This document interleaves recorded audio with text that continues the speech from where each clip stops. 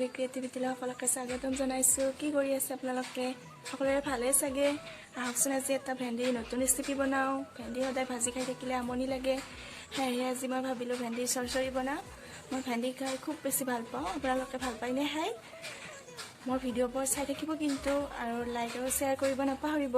আৰু যদিহে মোৰ চেনেলটো এতিয়ালৈকে ছাবস্ক্ৰাইব কৰা নাই তেতিয়াহ'লে ছাবস্ক্ৰাইব কৰি দিব আৰু মোক আগবাঢ়ি যোৱাত যেন অকণমান সহায় কৰি দিয়ে। চৰচৰি বনাবৰ কাৰণে মই ফাৰ্ষ্টতে 2 চামুচ বেহাৰ পানী জিকাই অলপ সময় থৈ দিম। ভেন্দিৰ চৰচৰিখিনি বনাবৰ কাৰণে মই এটা পিঁয়াজ কাটি লৈছোঁ, এটা বিলাহী কাটিছোঁ, 2টা তেজপাত লৈছোঁ, অলপমান গৰম মছলা লৈছোঁ, কেইকমান নহৰু, 2 টুকুৰা আদা আৰু 3টা জলকীয়া লৈছোঁ আৰু নৰসিংহৰ পাত কেইটামান লৈছোঁ। তাৰপিছত ধনিয়াৰ গুড়ি আৰু জিৰাৰ গুড়ি এচামুচ লৈছোঁ আৰু নিমখ আৰু হালধি লৈছোঁ। তাৰপিছত মই ভেন্দিখিনি এনেকুৱাকৈ দীঘলকৈ কাটি লৈছোঁ। তাৰপিছত মই ইয়াতে কেৰাহীত অলপমান তেল গৰম হ'ব দিছিলোঁ। ইয়াতে মই এতিয়া ভেন্দিখিনি অলপমান আধা সিজা কৰি ভাজি লওঁ।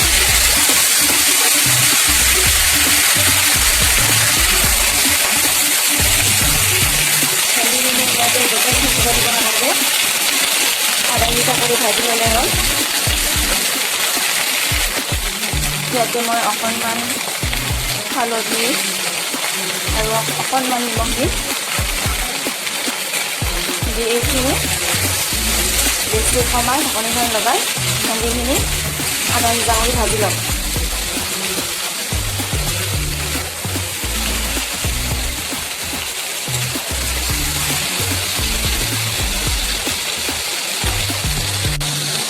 ভেন্দিখিনি মই আধা সিজিব দিম ঢাকনি লগাই। মাজে মাজে ভেন্দিখিনি লৰাই থাকিব।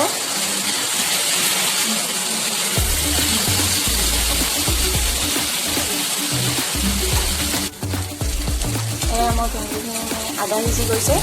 এতিয়া মই এইখিনি ওলাই দিম আৰু গেছটো অলপ টাইমৰ কাৰণে নমাই থৈ দিম।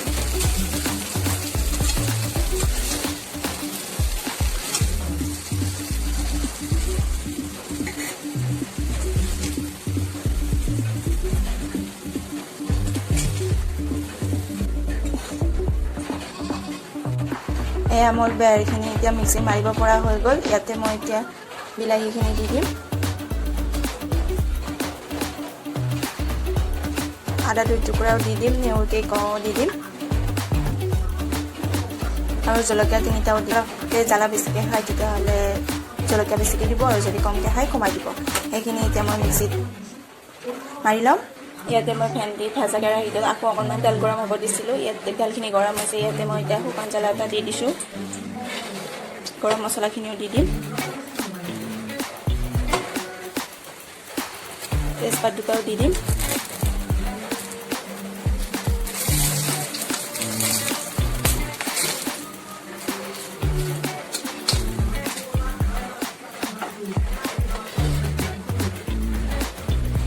কাটি থোৱা পিঁয়াজখিনি দিম। পিঁয়াজখিনি অকণমান ভাজি লওঁ।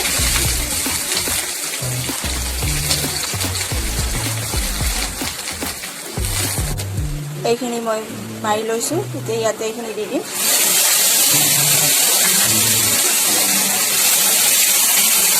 গেছটো বঢ়াই ৰাখিব আৰু এইখিনি মই আদা নহৰু গন্ধটো যোৱালৈকে ভাজি থাকিম। ইয়াতে মই অলপ জিৰা গুড়ি, অলপ ধনিয়া গুড়ি, অলপ হালধি আৰু নিমখ দি দিম। নিমখখিনি মই ইয়াতে অলপ কম কৰি দিম, যিহেতু মই ভেন্দিখিনি ভাজোঁতেও নিমখ দিছিলোঁ।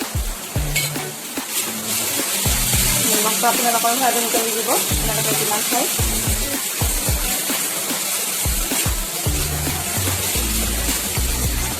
এইখিনি এনেকৈ আদা মোৰ ভাজা হৈ গ'ল। ইয়াতে এতিয়া মই 2 কাপ পানী দিম।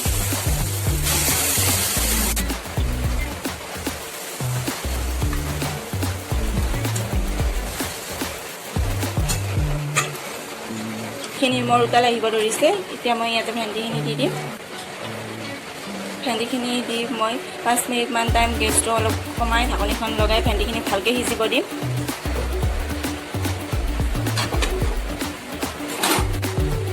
এয়া মোৰ ভেন্দিখিনি সিজি গৈছে। এতিয়া মই গেছটো বঢ়াই দিম, কাৰণ ভেন্দিখিনি বেছিকৈ সিজি গ'লে ভাঙি যাব পাৰে। এতিয়া ইয়াতে মই নৰসিংহ পাতখিনি দি দিম। নৰসিংহ পাতৰ গোন্ধটো ভাল লাগে, সেইকাৰণে মই ইয়াতে দি দিছোঁ। যদিহে আপোনালোকে ভাল নাপায় তেতিয়াহ'লে নিদিলেও হ'ব। এইখিনি পানীখিনি অলপমান খোৱাব,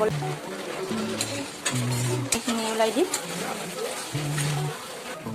তেনেকুৱাকৈ আপোনালোকে ভেন্দিৰ চৰচৰি বনাই দাইল ভাতৰ লগত খাবচোন। খাই কেনেকুৱা লাগিছে জনাব কিন্তু। অতি কম সময়তে আমি এনেকৈ ভেন্দিৰ চৰচৰি বনাই খাব পাৰোঁ। এয়া মোৰ ভেন্দিৰ চৰচৰি ৰেডি হৈ গ'ল।